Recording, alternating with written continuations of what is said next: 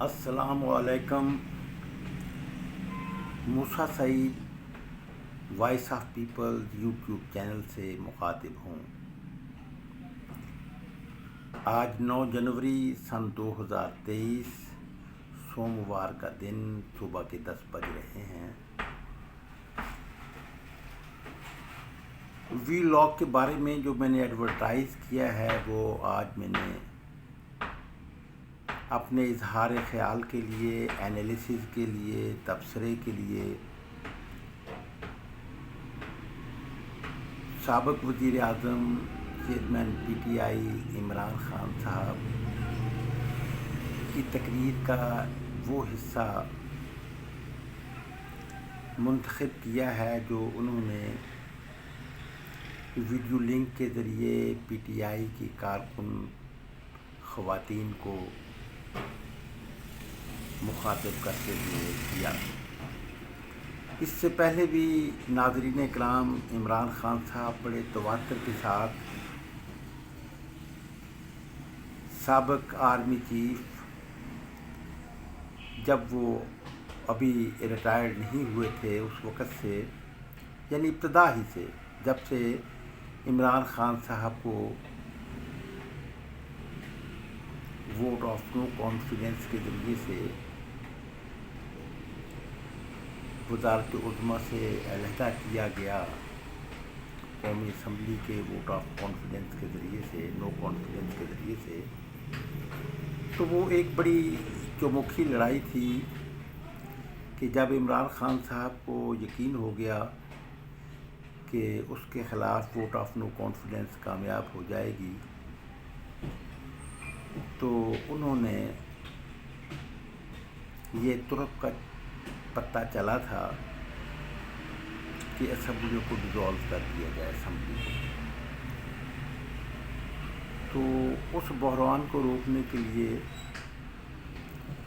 اور عمران خان کو ناکام بنانے کے لیے ہماری سپریم کورٹ آف پاکستان کو رات کو عدالتیں لگانی پڑی تھیں۔ وہ تو ناظرین اکرام آج موضوع بحث کا حصہ نہیں ہے، وہ یہ ہے کہ عمران خان صاحب بڑے تواتر سے یہ کہتے چلے آ رہے ہیں کہ موجودہ بحران کی جو ذمہ داری ہے وہ سابق army chief general Qamar Javed Bajwa صاحب پر عائد ہوتی ہے کہ انہوں نے میری بڑی تیزی سے پاکستان کو ترقی دیتی ہوئی حکومت کو ڈیزالو کر دیا تھا۔ اس کے بعد پھر بہت سی کہانیاں سامنے آئیں اور حقائق سامنے آئے جسے نظر انداز اس حوالے سے نہیں کیا جا سکتا کہ عمران خان صاحب کے بھی اس کے بارے میں جو بیانات ہیں اگرچہ مخالفت میں ہیں لیکن وہ تسلیمی بیانات ہیں، اور آرمی چیف کے بھی بیانات ہیں کہ ہم ایک پیج پر جمع تھے اور ہم انگلی پکڑ کر چلاتے تھے اور بہت سی مشکلات سے نکالا، یہاں تک کہ پھر ایویڈنس کے طور پر چودھری پرویز الہی کے بیانات بھی آپ لوگوں نے سنے کہ عمران خان صاحب کا تو محسن جو ہے وہ آرمی چیف تھا اور اس لیے ہمارا بھی وہی محسن ہے، گویا کہ یہ حکومت میں لاتے رہے۔ یہ ایک عرصے سے یہ پریکٹس جاری ہے۔ یہ جنرل ضیاء الحق کے ایک انتہائی المناک ہلاکت کے بعد، پہلے ان کے امریکہ کے لیے استعمال ہونے کے حوالے سے کہ وہ جو فحش غلطی ہوئی جنرل ضیاء الحق اور اس کی ٹیم سے، تو اس سے پھر ہمارے ہاں ایک طریقہ کار کو بدلا گیا۔ پھر وہ طریقہ کار یہی تھا کہ پس منظر میں رہتے ہوئے پولیٹیکل پارٹیوں کے اتحاد قائم کیے جائیں اور پھر ان سے حکومت چلوائی جائے۔ ناظرین اکرام، عمران خان صاحب، میں اب وہ اس کے بارے میں آپ کی توجہ کو مبذول کرانے کے لیے یہ پڑھنا چاہوں گا کہ جو رپورٹ ہوا، جنگ نے رپورٹ کیا کہ chairman P T I Imran Khan نے ایک مرتبہ پھر سابق آرمی چیف پر کڑی تنقید کرتے ہوئے کہا کہ ملکی بحران کا ذمہ دار جنرل ریٹائرڈ باجوہ ہیں۔ سارے اداروں سے کہہ رہا ہوں پاکستان ہمارے ہاتھ سے نکل جائے گا، خدا کے واسطے کوئی پولیٹیکل انجینئرنگ نہ کریں، ہم دہشت گردی میں خطرناک اضافہ دیکھ رہے ہیں۔ انٹیلیجنس فوکس انسداد دہشت گردی کی مربوط پالیسی کی بجائے جعلی آڈیوز اور ویڈیوز کی تیاری پر ہے۔ پنجاب میں نون لیگ کو لانے کی کوشش کی جا رہی ہے، آٹا ملتا نہیں، مہنگائی عروج پر ہے، ملک سری لنکا بن رہا ہے، ایم کیو ایم میں جڑے بندی ہو رہی ہے جبکہ باپ پیپلز پارٹی میں شامل ہو رہی ہے۔ شوکت عزیز کو بھی سابق آرمی چیف کے پاس بھیجا تھا کہ ان کو جا کر سمجھائیں ملک کو اس دلدل سے کوئی ٹیکنوکریٹ سیٹ اپ بھی نہیں نکال سکتا۔ یہ ویڈیو لنک پر عمران خان صاحب نے اظہار خیال کیا۔ تو ناظرین اکرام، ایک تو میں اس میں واضح کر دینا چاہتا ہوں کہ عمران خان صاحب کو صحیح سمجھنا چاہیے اور صحیح کہنا بھی چاہیے۔ وہ یہ کہ صرف جنرل قمر جاوید باجوہ رسپانسیبل نہیں ہے،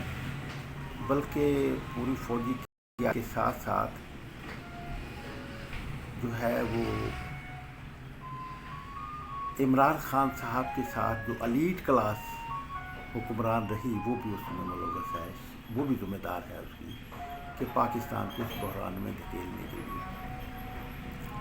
ہمارے ہاں فوج نے، جیسا کہ فوجی انسٹیٹیوشن نے یہ ایک ذمہ داری سنبھال لی تھی کہ ہم نے لیڈرشپ بنانی ہے پاکستان کو بچانے کے لیے، چلانے کے لیے، تو اس کے لیے وہ لیڈر پیدا کرتے رہے، اتحاد بناتے رہے، تو وہ آخر وہ تجربہ جو تھا وہ بہت بری طرح ناکام ہو گیا۔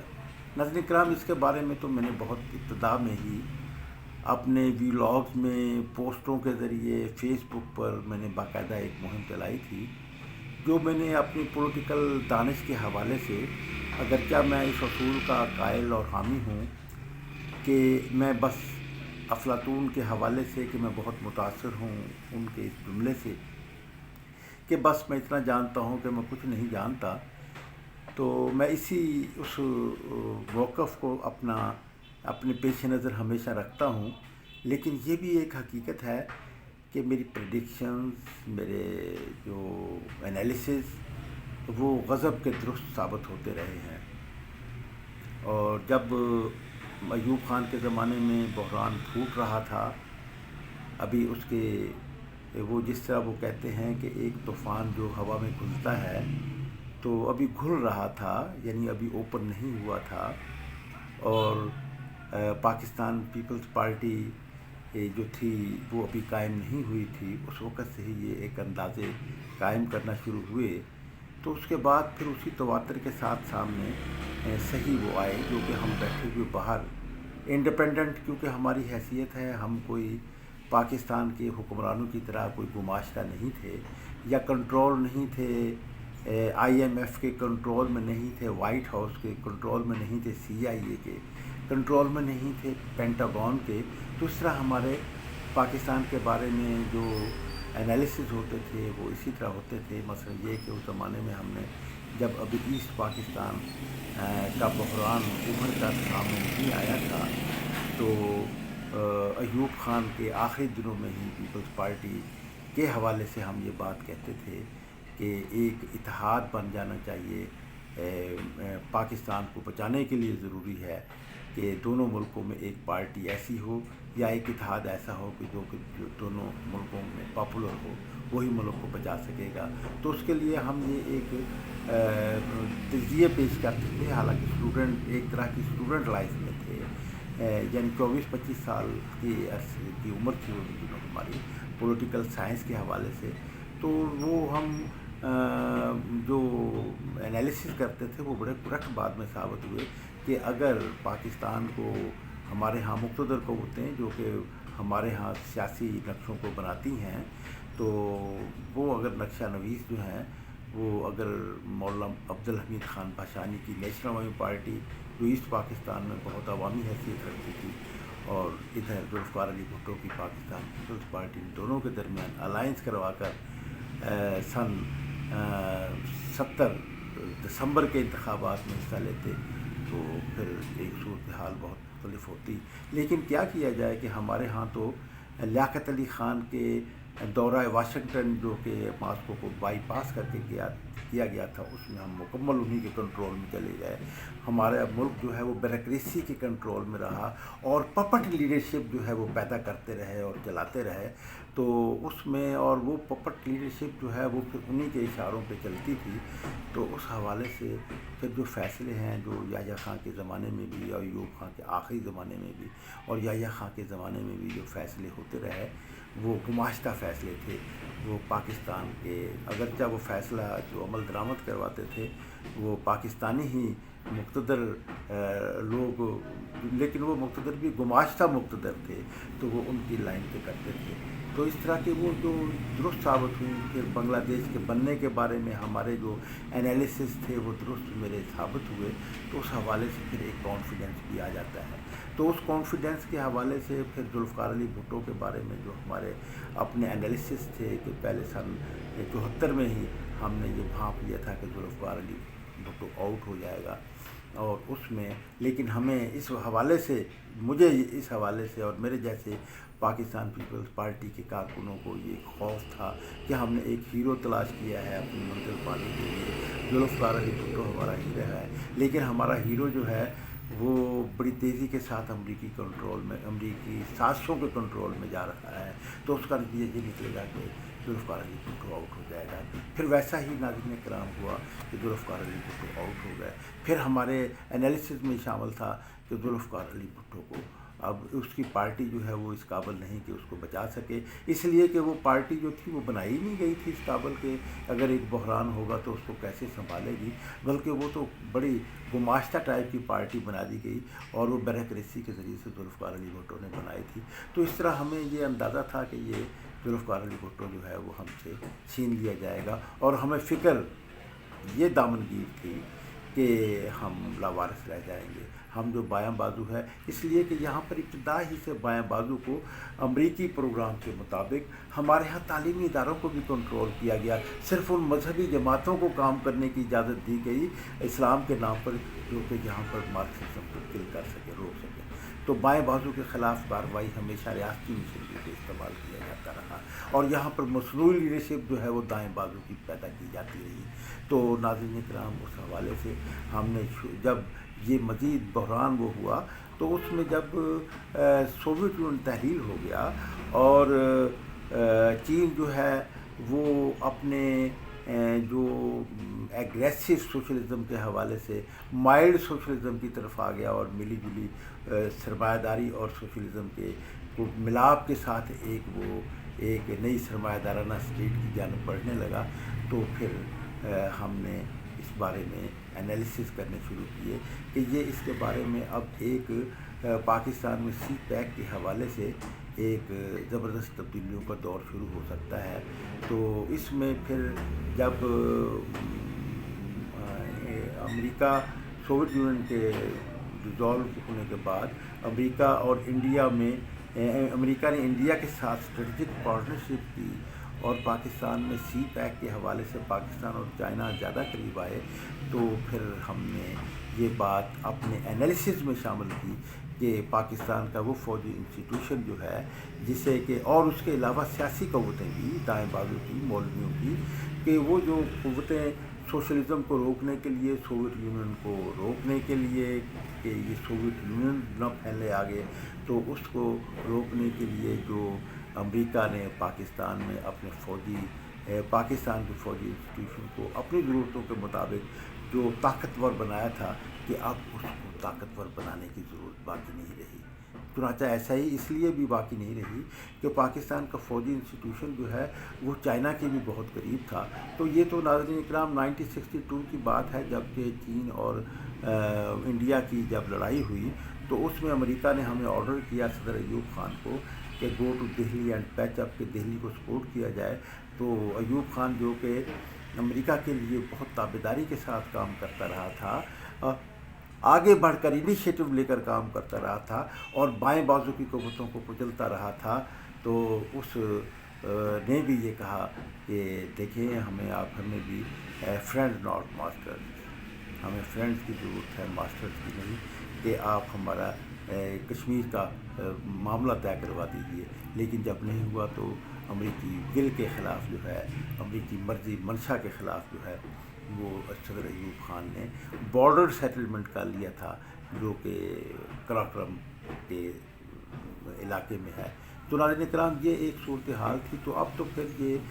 کہ امریکیوں کو اس بات کا علم ہے کہ پاکستان، امریکیوں کو تو اب ضرورت، اب سوویت یونین تو ہے نہیں، تو امریکیوں کو تو ایسے پاکستان کے فوجی انسٹیٹیوشن کی ضرورت تھی جو کہ چائنا سے لڑ سکے، اور چائنا جو ہے وہ پاکستان کا فوجی انسٹیٹیوشن چائنا کے خلاف لڑنے کے لیے تیار نہیں، اس لیے کہ عوام جو ہے وہ چین دوستی پر یقین رکھتے ہیں، اور ہمارے ہاں فوجی جو ہے وہ بھی چین سے بہت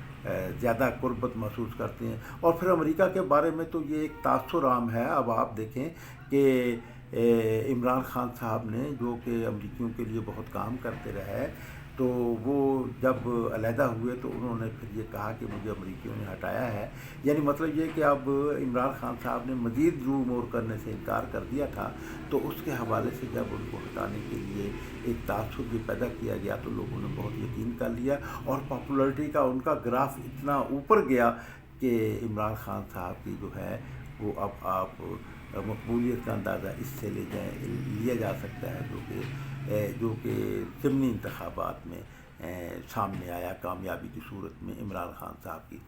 تو ناظرین اکرام، بات یہ ہے کہ میں پھر یہ کہنا چاہوں گا کہ عمران خان صاحب صرف یہ جو ہے قمر جاوید باجوہ نہیں ہے، یہ بلکہ تمام ایلیٹ کلاس جو ہے موجودہ بحران کی، وہ اس کی رسپانسیبل ہے۔ ذوالفقار علی بھٹو نے جب ایسٹ پاکستان بنگلہ دیش بنا، پاکستان کی معیشت ڈوب چکی تھی، تو اس کو ڈاکٹر مبشر حسن وزیر خزانہ تھے، تو ان کے ذریعے سے جو ابھارا تھا، تو اس میں انہوں نے لیفٹ کے اقدامات کیے تھے۔ تو جس طرح کہ وہ لیفٹ کے اقدامات کے ذریعے سے بحران سے پاکستان کو نکالا گیا تھا، تو ہماری فوجی قیادت کو بھی یہ بات سمجھنی چاہیے تھی، جس کے لیے میں بہت، ناظرین اکرام، فیس بک کی ہمارے پاس ہے، کیونکہ ہمیں اخبارات نیشنل جو ہمارے ہاں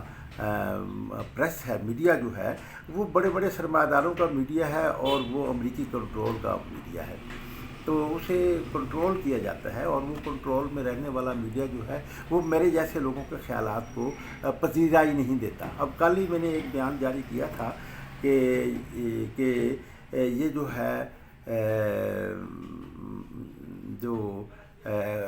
ٹیکس گوشوارے ہیں ان کو تو اوپن ہونا چاہیے، ان کو کیوں آپ اسے کو سیکرٹ رکھ رہے ہیں؟ وہ تو پبلک ڈاکومنٹ ہونے چاہیے۔ اور وہ جو پاکستان انفارمیشن ایکٹ ہے، جو کانسٹیٹیوشن کی جو آرٹیکل ہے 19A، وہ تو اس کی خلاف ورزی ہے جو آپ خفیہ رکھتے ہیں۔ کیوں خفیہ رکھتے ہیں؟ اس کو خفیہ اس لیے رکھتے ہیں کہ لوٹ مار کرنے والے طبقے کے بارے میں کہ وہ کتنا ٹیکس دیتا ہے یہ نہ معلوم ہو۔ یہ ایک بات ابھر کر آئی جنرل قمر جاوید باجوہ کے جو ایسٹس جو گوشوارے تھے وہ اوپن ہو گئے، اس سے بہت سی معلومات لوگوں کو پتہ چلی کہ یہ اربوں روپے کی پراپرٹی کیسے بن گئی۔ تو اس کے بارے میں بھئی آپ نہیں بتائیں گے، یہ تو سوشل میڈیا کا دور ہے، یہ تو باہر سے باتیں آ جائیں گی۔ پاکستان کے بچے کو پتہ ہے کہ قمر جاوید باجوہ جو ہے اس نے تو بہت بھاری دولت سمیٹی ہے۔ تو ہم یہ نہیں کہتے کہ یہ بات، یہ تو اس کو ہونا چاہیے۔ تو میں یہ بتانا یہ چاہتا تھا کہ میرا وہ بیان جو ہے وہ میڈیا نے نہیں شائع کیا، سوائے ایک آدھ چھوٹے اخبارات نے، یا ان کو جو ایک خبریں اخبار نے چھاپا، لیکن بہت اس کو شارٹ کر کے، یعنی اس کا سینس نکال لیا۔ ہم شکر گزار ہیں کہ ایک یوٹیوب چینل کا ایک وہ پیپر ہے، ملتان سے نکلتا ہے اپنا، تو اس نے میرے پورے بیان کو شائع کیا۔ تو ناظرین اکرام، بات یہ ہے کہ ہمیں تو یہ بات تو اس صورت میں ہونا تو یہ چاہیے تھا۔ میں جس کے لیے کہ ایک فیس بک میں نے مہم چلائی تھی، میں نے لیفٹ سے بھی یہ کہا تھا، میں نے کہا دیکھیں حالات بدلے ہوئے ہیں، حالات اس طرح بدلے ہوئے ہیں کہ انڈیا اور امریکہ کی اسٹریٹجک پارٹنرشپ سی پیک کے حوالے سے ان دونوں میں ٹکراؤ موجود ہے۔ تو اس میں اب لیفٹ کو جو ہے وہ اپنی پالیسی جو ہے وہ اس کو بہتر بنانا چاہیے ہمیں، کیونکہ ایسے میں جب کہ امریکہ جو ہے وہ پاکستان کے فوجی انسٹیٹیوشن کو شرنک کرنا چاہتا ہے، تو ہمیں چاہیے کہ ہم اس کے بارے میں اب وہ رویہ اختیار نہ کریں، اس کے بارے میں کچھ پولیٹیکل اسٹریٹجی ہوتی ہے، مصلحتیں ہوتی ہیں، تو ہمیں تو پاکستان کے لیے تو فوجی انسٹیٹیوشن کی اگر پاکستان کو قائم رکھنا ہے تو اس کی ضرورت ہوگی۔ یہ ٹھیک ہے کہ انڈیا سے ہم کوئی دشمنی یا لڑائی نہیں چاہتے، لیکن ہم یہ بھی تو نہیں چاہتے کہ پاکستان کی جو ہے وہ اس کی حیثیت ہی ختم ہو جائے۔ تو ناظرین کرام، اس میں ہم نے مقتدر حلقوں کو بھی یہ بات پہنچانے کی کوشش کی تھی فیس بک کے ذریعے سے کہ وہ عقل کی بات کرو کہ اب تک امریکہ کے پروگرام پر سامراجی ضرورتوں کے مطابق جو ہے وہ بائیں بازو کے سیاسی لوگوں کو مارتے رہے ہو، کچلتے رہے ہو، اور جس کا نتیجہ یہ نکلا ہے کہ ایسٹ پاکستان جو تھا، اگر ایسٹ پاکستان کے جب بحران پیدا ہوا، اگر لیفٹ مضبوط ہوتا، ایسٹ پاکستان میں اس کو کمزور نہ کیا جاتا اور ویسٹ پاکستان میں بھی اس کو اگر قائم کیا ہوتا تو پاکستان کو قائم رکھا جا سکتا تھا۔ تو اس حوالے سے اب بھی ایک بات ہے کہ اگر پاکستان میں اب یہ جو نئی صورتحال پیدا ہوئی ہے، اب آپ دیکھیں نا کہ ہمارے ہاں کس قدر فوجی حکمران غلط فیصلے ماضی میں کرتے رہے، اور ان کے لیے تو خود میں تو بڑا ہوپ فل ہو گیا تھا کہ جب قمر جاوید باجوہ نے ایک دفعہ یہ کہا کہ 50 سال پہلے جو بویا گیا تھا وہ آج ہم کاٹ رہے ہیں، تو وہ کیا بویا گیا تھا ناظرین کرام؟ وہ وہی کچھ بویا گیا تھا۔ میں تو بہت اس سے پر امید ہو گیا تھا کہ جنرل قمر جاوید باجوہ اور ہماری فوجی ڈویژن، اصل میں قمر جاوید باجوہ وہ کپتان ہوتا ہے اور نیچے جو ہے وہ کور کمانڈرز اور آفیسرز کا وہ ہوتا ہے، تو ان میں وہ مل کر ایک جوائنٹ اس کے لیے وہ ترجمانی کر رہا ہوتا ہے۔ تو میں یہ سمجھا کہ جب ہمارے آرمی چیف کی یہ سوچ ہے کہ جو 50 سال پہلے جو بویا گیا تھا وہ آج 40 سال آج اسے ہم کاٹ رہے ہیں، اور اب کتنا کاٹتے رہیں گے، تو اس کے لیے میں نے یہ سجیسٹ کیا تھا کہ دیکھیں پاکستان کے قومی پولیٹیکل انسٹیٹیوشن جو یہاں پہ فون کیا مقتدر قوتوں نے، تو وہ ایک کلب بنایا گیا دائیں بازو کی سیاسی جماعتوں کا، سیاسی پارٹیوں کا ایک کلب بنایا گیا، اور اس کلب میں بائیں بازو کی پارٹیوں کو شامل نہیں ہونے دیا گیا، ان کو عوام میں بھی نہیں جانے دیا گیا۔ تو میں نے کہا کہ ان کو ریہیبلیٹیٹ کرنے کی ضرورت پیش آ گئی ہے۔ یہی بات میں نے بائیں بازو کی سیاسی جماعتوں کو، جس سے کہ بہت سے کچھ لوگ مجھ سے ناراض بھی ہوئے، سوشلسٹ پارٹیوں کے لوگ، بائیں بازو کی پارٹیوں کے لوگ، کہ یہ موسیٰ سعید کیا کہہ رہا ہے، لیکن میں نے انہیں یہ کہا کہ نہیں، حکمت عملی کے حوالے سے کچھ حالات بدلے ہوئے، ان کے حوالے سے ہمیں یہ سوچنا ہوگا، گماشتہ ایلیٹ کلاس کے مقابلے میں ہمیں نیشنل ایلیٹ کلاس کو، جو کہ یہاں پہ نیشنل ایلیٹ کلاس بھی سامراجی قوتوں نے پیدا نہیں ہونے دی تھی، بلکہ اس کو کنورٹ کر دیا تھا گماشتہ ایلیٹ کلاس میں، جو پیدا ہی نہیں بلکہ ہوئی تھی، تو اس میں جو چھوٹی موٹی ہوئی بھی تھی تو اس کو انہوں نے کچل کر رکھ دیا تھا۔ جیسے آپ دیکھیں کہ میاں افتخار الدین جو تھے، یہ لاہور کی بڑی امیر پارٹی تھی، لیکن ان کو کچل دیا گیا۔ ایوب خان کے زمانے میں ان کا پروگریسو پبلشنگ ہاؤس تھا جو اخبارات نکالتا تھا، امروز نکالتا تھا، پاکستان ٹائمز نکالتا تھا، تو انہیں ختم کر دیا گیا۔ تو انہیں جب کہ قائم رکھنے کی ضرورت تھی، تو اب آپ اس کے بعد بھی آپ دیکھیں کہ یہاں پہ ہمارے تعلیمی اداروں میں بھی جوزف میکارتھی کی پالیسی کو اپنایا گیا، یہاں پر ایک خاص مخصوص مذہبی جماعت کو رکھا گیا، اس لیے کہ وہ سوشلزم اور کمیونزم کے خلاف تھی۔ تو ناظرین اکرام، میں یہ بات کرنا چاہتا تھا کہ اب یہ وقت تھا کہ میں جس کو میں راستہ سجھانے کی میں کوشش کرتا رہا اپنے فیس بک کے ذریعے سے، تو بالکل ایک چھوٹی سی میری آواز، میں کوئی بڑا آدمی ہونے کا کلیم تو نہیں کرتا، لیکن جو قوم کے حوالے سے میں سوچتا ہوں، میں نے تو شاہی قلعے میں بھی یہ تجویز دی تھی کہ جب مجھ سے سوال یہ پوچھا گیا تھا کہ سوشلسٹ انقلاب جو ہے افغانستان کا، اس کا کیا حل ہے تمہارے نزدیک، تو میں نے یہ کہا تھا کہ میں اگر مجھے موقع ملے فیصلہ کرنے کا، تو میں پھر اسے بطور تھریٹ استعمال کروں گا عالمی سرمایہ داری نظام کے لیے۔ عالمی سرمایہ داری نظام کے مالکوں سے کہوں گا کہ اس علاقے میں اپنے ٹریلین آف ڈالرز کی جو مفادات ہیں وہ بچانے کے لیے، وہ سمیٹتے رہنے کے لیے ضروری ہے کہ پاکستان کو ڈیولپ کیا جائے، انڈسٹریلائز کیا جائے، کیونکہ اس کا پھر دونوں ملکوں میں مقابلہ ہوتا، پھر افغانستان میں اور پاکستان میں مقابلہ ہوتا، افغانستان میں سوشلسٹ انقلاب کے حوالے سے عوام ترقی کر رہے ہوتے اور پاکستان میں سرمایہ داری نظام کے حامی جو ہیں وہ مجبور ہو جاتے پاکستان کو وہ کرنے کے لیے، تو میں نے تو کہا تھا کہ جہاد افغانستان مت کرو، یہ بہت نقصان دے گا چنانچہ، لیکن یہ راستہ اختیار کیا اس وقت کی ہماری فوجی قیادت نے۔ اور اب جب کہ پھر میں نے یہ ایک مشورہ فلوٹ کیا، وہ تو میں نے نظر بندی کے دوران کیا، تو اور مجھے الحمدللہ آج میں بہت اس بارے میں خوشی محسوس کرتا ہوں کہ میرا وہ جو دیا گیا مشورہ تھا، میرا جو بات تھی، جو میں نے موقف پیش کیا تھا، مشورہ تو نہیں تھا، میں نے اپنا موقف پیش کیا تھا کہ وہ موقف جو ہے آج وہ ثابت ہو چکا ہے۔ اگر وہ موقف، اگر اس پر عمل ہو جاتا تو پھر عالم اسلام کی تباہی نہ ہوتی، پھر 8 لاکھ افغانی نہ ہلاک ہوتے، پھر کئی لاکھ پاکستان کے لوگ ہلاک نہ ہوتے، پھر پشاور کے بچے ہلاک نہ ہوتے۔ تو یہ سب کچھ کیوں ہوا؟ یہ اس لیے ہوا کہ ایک وہی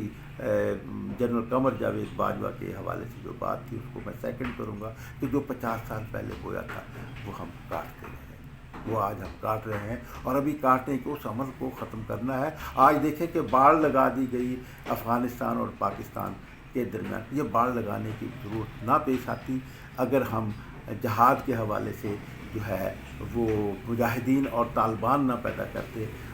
اور اگر ہم جہاد کے حوالے سے افغانستان کے اندر جا کر پاکستان کے لوگ جو ہیں یہ مداخلت نہ کرتے، تو آج یہ صورتحال پیش نہ آتی، یہ باڑ لگانے کی ضرورت نہیں تھی۔ پھر لیکن ہمارے ہاں کیونکہ غلط پالیسیاں اختیار کی جاتی رہیں، اور اب بھی جو قمر جاوید باجوہ صاحب لائے، خود کہتے ہیں کہ ہم لے کر آئے عمران خان صاحب کو، چودھری پرویز الہی وزیر اعلیٰ پنجاب کہہ رہے ہیں جو کہ الائی ہیں کہ جنرل قمر جاوید باجوہ صاحب کی مہربانیوں کا نتیجہ تھا کہ یہ وہ محسن ہیں ان کی کہ عمران خان صاحب کو پاور میں لائے تھے۔ پھر عمران خان صاحب کی بھی اس بارے میں یہ ہے کہ وہ ایسی اسٹریٹجی اور حکمت عملی کیا نہیں وہ بنا سکے، وہ صرف مذہب کے حوالے سے جو ہے تسبیح ہاتھ میں لے کر اور صرف یہ اسی کو ایکسپلائٹ کرتے رہے۔ ہم یہ تو نہیں کہتے کہ آپ اللہ، رسول اور اسلام کا نام مت لیں، ضرور لیں، بڑی روشن مثالیں جو ہیں وہ تو دینی جانی چاہیے، لیکن آپ بتائیے کہ آپ نے بائیں بازو کو، ہمارے ہاں قومی سیاسی انسٹیٹیوشن میں بہت ضروری تھا کہ ان بائیں بازو کی قوتوں کو جن کو کہ اب تک مارا گیا تھا، اس کو نیشنل پولیٹیکل انسٹیٹیوشن کا ایک حصہ بناتے اور اس کو بتدریج اتنا طاقتور کرتے کہ وہ پاکستان کو بحران سے نکال سکے۔ میں بائیں بازو کی سیاسی جماعتوں سے بھی یہ استدعا کرتا رہا کہ اپنا متحدہ الائنس بنائیں، اپنا ایک الائنس بنائیں، اتحاد بنائیں، اور اتحاد بنا کر، اس لیے کہ اب دائیں بازو کی سیاسی جماعتیں جو ہیں وہ ناکام ہو چکی ہیں، بلکہ پاکستان کو اس بحران کی حد تک پہنچانے کی ذمہ دار یہ تمام وہ ہیں، صرف جنرل قمر جاوید باجوہ ہی نہیں ہے، قمر جاوید باجوہ اور فوج کی طرف سے پیدا کی گئی تمام سیاسی جماعتیں جو کہ اب تک پاکستان پر حکومت کرتی چلی آئی ہیں، وہ تمام ذمہ دار ہیں۔ تو ہم تو یہی کہیں گے کہ قمر جاوید باجوہ کی ان کو بھی اس حکمت عملی کو تبدیل کرنا چاہیے گا۔ آج میں پھر یہ بات کہہ رہا ہوں کہ ہمارے ہاں ایک نئے دور کا آغاز ہو رہا ہے، نئے آرمی چیف آئے ہیں، اور پھر میں اپنے فوجی قیادت سے بھی یہ کہوں گا کہ اس بارے میں سوچیں کہ کیا بائیں بازو کے لوگ بہت محب وطن ہوتے ہیں، اس لیے کہ بائیں بازو کے لوگ جو ہیں یہ پیسہ باہر نہیں بھیجتے، یہ یہاں سے لوٹ کر پیسہ باہر دائیں بازو کے لوگ ہی بھیجتے ہیں۔ تو اس کے مقابلے میں آپ جو کہ اس دھرتی میں رہنے والے ہیں، اس دھرتی میں دفن ہونے والے ہیں، اس دھرتی میں، تو ان کو آپ مارتے ہیں، ان کو پولیٹیکل، ان کو اپنی لیے سے، تو دیکھیں بہت ضروری تھا کہ اس قسم کا وہ کیا جاتا ہے۔ لیکن ہمارے ہاں تو آپ دیکھیں کہ پاور ٹو دا پیپل جو ہے اور ڈیولیشن آف پاور کے فلسفے کو ابھی تک اس کو ادھیڑ کر رکھ دیا، جو چھوٹا موٹا ایک کام سلسلہ شروع کیا تھا جنرل مشرف کے دور میں، جس کو طاقتور بنایا جانا چاہیے تھا، جس کو مضبوط بنایا جانا چاہیے تھا، یہی خرابی تھی نا جنرل پرویز مشرف سے کہ وہ ایک اپنا گروپ لیڈرشپ پیدا ہونی شروع ہو گئی تھی، اپنا ایک دھڑے کی گروپ نہیں، دھڑے کی کہ دھڑے بندی، سیاسی دھڑے بندی، یعنی آپ نے لوگوں کو ڈی پولیٹیسائز کیا. ضرورت تو تھی پولیٹیسائز کرنے کی، اور پولیٹیسائز جو لوگوں کو کر سکتے ہیں وہ دائیں بازو کے لوگ نہیں کیا کرتے، اس لیے کہ پولیٹیسائزیشن سے جو ہے وہ عوام طاقتور ہوتے ہیں، سول سوسائٹی طاقتور ہوتی ہے، جبکہ دائیں بازو کی قوتوں کے لیے تو بہت ضروری ہوتا ہے کہ عوام طاقتور نہ ہو، عوام جو ہیں وہ آرگنائز نہ ہو، عوام جو ہیں وہ ان کو پسماندہ رکھا جائے. عوام کو کی سوچ کو ترقی دینے کے لیے، پاکستان کو بچانے کے لیے اس وقت تو بہت ضروری ہے کہ عوام کو سوچ کو ترقی دی جائے. پولیٹیسائزیشن کا یہاں پہ عملی آپ دیکھیں کہ بلدیاتی الیکشن جو ہیں ان کو موقوف رکھا گیا. تو یہ سب کچھ میں پھر یہ کہنا چاہوں گا کہ ہمیں ہمارے چیئرمین پی ٹی آئی جو ہیں سابق وزیر اعظم، ان کو بڑی بھاری ذمہ داری عائد ہوتی ہے کہ وہ ایک اس کے لیے باقاعدہ وہ کرے. اب آپ دیکھیں، میں آپ سے پوچھنا چاہوں گا کہ کبھی کسی آرمی چیف سے آپ نے مزدور لیڈروں کو بھی ملتے دیکھا؟ کبھی ان کو بھی بلایا کیوں نہیں ملتے دیکھا؟ اس لیے کہ ان کو پوچھتے نہیں، ان کو بلاتے ہی نہیں، ان سے بات ہی نہیں کرتے. ہمارے ہاں یہ اتنی سخت قسم کی انتہائی رجت پسند اور انتہائی دائیں بازو کی فورسز حکومت کر رہی ہیں، جو کہ عوام سے نفرت کرتی ہیں، جو کہ ورکنگ کلاس سے نفرت کرتی ہیں، جو کام کرتے ہیں، جو پیداواری عمل کرتے ہیں، یا ان کے پیداواری عمل کرنے والوں کے جو پولیٹیکل لیڈرشپ ہے ان سے کبھی کوئی بات نہیں کی جاتی. بات کی جاتی ہے تو اس لیے کہ اسمبلیوں میں تو وہ ٹھیک ہے. یہ بات تو بالکل بائیں بازو کے فلسفے کے مطابق ہے. کارل مارکس نے یہی تو کہا تھا نا کہ سیاسی اقتدار ان کے پاس آتا ہے، انتظامی اقتدار ان کے پاس آتا ہے جن کا پیداواری اس طبقے کے پاس آتا ہے جن کا کہ پیداواری ذرائع پر قبضہ ہوتا ہے. تو بات تو یہ ہے کہ اس کو بیلنس کرنے کی ضرورت ہے. آج آپ دیکھیں کہ آج ہمارے ہاں صنعتیں بند ہو رہی ہیں، بجلی مہنگی ہے، ہر چیز مہنگی ہو گئی ہے. اب آپ دیکھیں کہ دنیا میں پیٹرول سستا ہے، پاکستان میں کس قدر مہنگا ہے. یہ سب کچھ کیا ہے؟ پھر بھی نہیں چل رہا. آپ دیکھیں کہ اگر بیل آؤٹ کر کے ہی صنعتی ادارے چلانے ہیں تو پھر ان کو نیشنلائز کر لیں، پھر ان کو تو بات یہ اس صورت میں ہوتی ہے کہ جب کہ پولیٹیکل نیشنل انسٹیٹیوشن میں آپ ان میں بائیں بازو کو بھی ریپرزینٹیٹیو دیں. اس وقت ہمارے ہاں نیشنل پولیٹیکل انسٹیٹیوشن میں 0% بائیں بازو کی جو ہے. اب آپ دیکھیں کہ ایک دو آدمی اپنی طاقت کے ذریعے سے بائیں بازو کے آ گئے تو ان کو برداشت نہیں کیا جاتا. علی وزیر کو دیکھیں کہ کتنے اس کے اوپر مقدمے بنا دیے. کیوں بنائے گئے ہیں؟ ان سے کام لو. اچھی لیڈرشپ وہ ہوتی ہے، میں اپنے فوجی قیادت سے بھی یہ کہوں گا، میں اپنے دوسرے مقتدر حلقوں سے بھی یہ کہوں گا کہ اچھا لیڈر وہ ہوتا ہے جو کہ بدترین دشمن کے ایکشن کو بھی کیچ کروا لے. آپ لوگ تو پاکستان کے محب وطن طاقت جو ہے اس سے بھی کام نہیں لے رہے، اسے بھی کام کرنے کا موقع نہیں دے رہے. تو اب آپ دیکھیں کہ علی وزیر کے خلاف میں یہ کہوں گا کہ تمام مقدمات عمران خان صاحب کو واپس کروانا چاہیے تھے. باقی عمران خان صاحب کو میں یہ پھر ایک بات دہراؤں گا کہ عمران خان صاحب کو ایک موقع دیا تھا سپریم کورٹ نے، پاکستان کی سپریم کورٹ نے، جب ایکسٹینشن باجوہ صاحب کی آرمی چیف کی ایکسٹینشن کا قانون کے امینڈمنٹ کروانے قانون میں وہ شامل کرنے کے لیے آرمی ایکٹ میں امینڈمنٹ کے لیے کہا تھا. تو اس وقت عمران خان صاحب کو چاہیے تھا ویلکم کہتے ہوئے تمام ایسے قوانین کو جو کہ ہرڈل ثابت ہو رہے ہیں، جو پاکستان کی ترقی کو روک رہے ہیں، تو ان میں بہتری لانے کے لیے ایک پوری ایک تحریک موومنٹ بنا دینی چاہیے تھی. اور بلکہ انہی دنوں موومنٹ بنا دیتے اور پھر اس کے بعد اگر یہ آرمی ایکٹ میں یہ جو ہے اپنی قوت سے وہ کرتے تو آرمی کو خود نہ بنوانا پڑتا، آرمی ایکٹ میں امینڈمنٹ خود نہ کروانی پڑتی، عمران خان صاحب کے ذریعے سے ہوتی تو پھر اس میں آرمی کا بھی بھلا تھا اور عمران خان کا بھی بھلا تھا. اس لیے کہ پھر پیسفل ٹرانسفر آف پاور ہو جاتی کہ وہ جو فوجی جو آج کہتے ہیں قمر جاوید باجوہ نے یہ کہا تھا کہ میں نے انگلی پکڑ پکڑ کر چلانا شروع کیا، پھر وہ اپنی ٹانگوں پہ خود چلنا شروع ہو جاتا. یہ فوجیوں کو بھی یہ چاہیے تھا کہ یہ فوجی قیادت کو کہ عمران خان صاحب کو یہ مشورے تھے، بلکہ عمران خان صاحب کو یہ چاہیے تھا کہ خود یہ انیشیٹو لیتے ہوئے یہ بات کرتے اور یہ بات سجھاتے. تو یقیناً میں یہ سمجھتا ہوں کہ فوجی قیادت کے اس میں یہ بات آ جاتی اور اس طرح جو ہے وہ ہمارے ہاں ایک بیلنس قائم ہو جاتا آرمی اور سیولین اتھارٹیز میں، سیولین بالادستی کو ہم ظاہر کر سکتے ہیں. لیکن یہ سب کچھ تو ایسا اس وقت ہی ہو سکتا ہے جب کہ ہمارے یہاں نیشنل پولیٹیکل انسٹیٹیوشن میں بائیں بازو کی ریپرزنٹیشن ہے. اب اس بحران کو نکالنے کے لیے کیا طریقہ کار ہے؟ میرے نزدیک یہی طریقہ کار ہے کہ پولیٹیکل نیشنل انسٹیٹیوشن میں بائیں بازو کی سیاسی جماعتوں کو فیسیلیٹیٹ کریں، کچھ کریں، ان کو موقع دیں کہ وہ آ کر اپنا رول ادا کریں، اور وہ آ کر عوام کو آرگنائز کریں، اور وہ عوام کو آرگنائز کریں قومی شعور کی بنیاد پر، عوام کو آرگنائز کریں طبقاتی شعور کی بنیاد پر. میں طبقاتی شعور کی بنیاد کو اس حوالے سے یوں لے لوں گا کہ انسانی شعور کی بنیاد، انسانیت کے شعور کی بنیاد پر جو ہے، یعنی بات یہ ہے کہ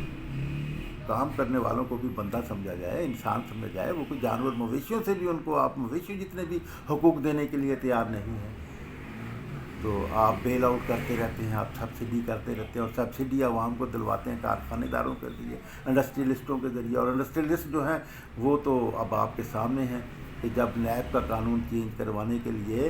پرائم منسٹر عمران خان نے جب میاں منشا کی قیادت میں سرمایہ داروں کو آرمی چیف کے پاس بھجوایا تھا کہ نیب کے قوانین سے وہی آپ کو نکلوا سکتے ہیں نیب کے دائرہ کار سے، تو اس وقت تو ناظرین کرام کی تو سب سوچنے کی باتیں ہیں. میں پھر یہ کہوں گا کہ اب ہم کام کرنے والوں کو، کلرکوں کو، محنت کشوں کو، عوام کو، ان کے نمائندوں کو، ان کی آرگنائزیشنوں کو جو ہے وہ آپ اتنا فیسیلیٹیٹ کرتے ہیں، ان کو آپ نہیں ملتے. چیمبر آف کامرس لاہور جب چاہے، چیمبر آف کامرس کراچی جب چاہے، اوپر کے لوگ جب چاہیں جس سے چاہیں مل سکتے ہیں، اور اس میں ہمارے یہ تمام مقتدر حلقے ان کے کارندے کے طور پر کام کرتے ہوئے نظر آتے ہیں. میں پھر اجازت چاہوں گا، اور میں بائیں بازو کی سیاسی جماعتوں سے بھی یہ کہوں گا کہ دائیں بازو کی سیاسی جماعتوں نے پاکستان کو آج کی منزل تک پہنچایا ہے کہ آج آٹا بھی دستیاب نہیں ہے، لوگ پریشان حال ہیں، اور اس وقت ضرورت ہے بائیں بازو کی پولیٹیکل لیڈرشپ کی، بائیں بازو کے قومی پولیٹیکل لیڈرشپ کی، لوکل لیڈرشپ کی، جو کہ عوام کو آرگنائز کر کے نکال سکے. اور پاکستان کو ایک نئے نظام کی ضرورت ہے، پاکستان کو. اور وہ نیا نظام جو ہے، پرانا نظام لیل و لید ہو گیا، پھٹ گیا ہے، یہ اب بوسیدہ ہو گیا، یہ نہیں چل سکتا. اس لیے کہ اس پر عمل قمر جاوید باجوہ نے نہیں کہا کیا، تو میں تو بہت ہوپ فل تھا کہ وہ اس کے بارے میں سوچیں گے، تو یہ نہیں کیا. اور عمران خان صاحب نے بھی نہیں سوچا. آپ دیکھیں کہ عمران خان صاحب کے پاس مولوی، تعویذ، دھاگے والے سارے بہت کچھ آتے رہے، مولانا طارق جمیل آتا رہا، لیکن کیا کوئی لیبر لیڈر بھی انہوں نے اپنے پاس رکھا؟ کیا ان سے بھی کوئی مشاورت کی؟ کیا انہیں بھی کبھی بلایا؟ کتنے سرمایہ داروں کے اجلاس منعقد کیے، ان سے تقریریں کیں، ان کو فیسیلیٹیٹ کیا، ان کو سبسڈی دی. کبھی پاکستان کے محنت کشوں کے نمائندوں کو بھی کبھی ان سے بھی آپ نے رابطہ قائم کیا، کبھی ان کے بھی کسی اجلاس کو خطاب کیا. ناظرین کرام، دائیں بازو کے پاس جب تک یہ اقتدار رہے گا، یہ اس منزل پر دائیں بازو والوں نے پہنچایا ہے، یہ مزید پھنسا تو سکتے ہیں،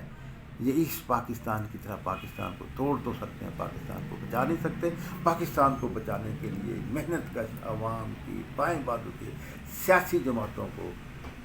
اپنی لیڈرشپ کو سامنے لانا ہوگا، اپنے اندر صلاحیت پیدا کرنی ہوگی. اگر ایسا نہیں کیا تو میں یہ بات بہت اس سے کہوں گا کہ پھر پاکستان کو نہیں بنایا جا سکتا. ہمارے ہاں فوجی انسٹیٹیوشن کو بھی ایسے ہی پولیٹیکل کیڈر کی ضرورت ہے، جو کہ ہمارے ہاں فوجی انسٹیٹیوشن کے لیے اس کو بھی تحفظ فراہم کر سکے، پولیٹیکل تحفظ. یہ ٹھیک ہے کہ ان کے پاس گن ہے، لیکن گن ہی تو سب چیزیں نہیں ہوتی، اس کے ساتھ عوام کا. اور پھر عوام جو ہے وہ صرف ایک خالی کھولی نعروں سے تو یہ بات سامنے نہیں آئے گی کہ عوام تو بہت برے حالات میں ہیں.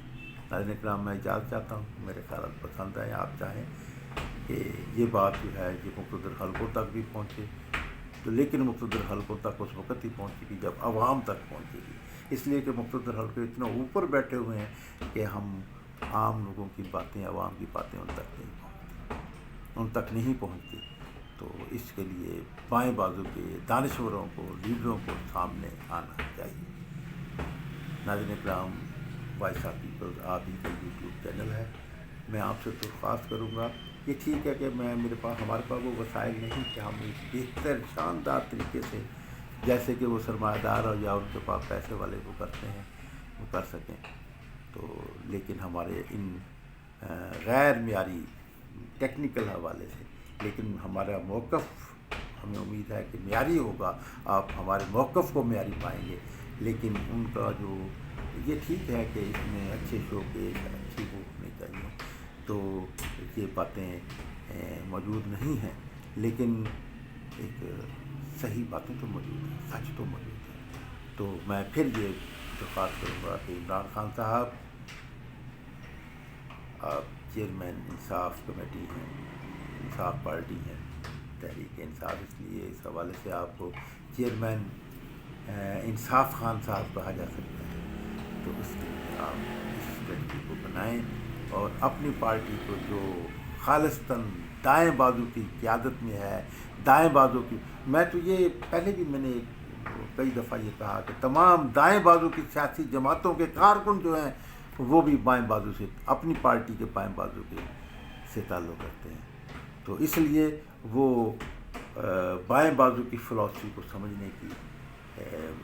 سب سے زیادہ صلاحیت رکھتے ہیں. تو ناظرین کرام، میں اجازت چاہوں گا. خیالات پسند آئیں دوستوں تک پہنچ جائیں. خدا حافظ.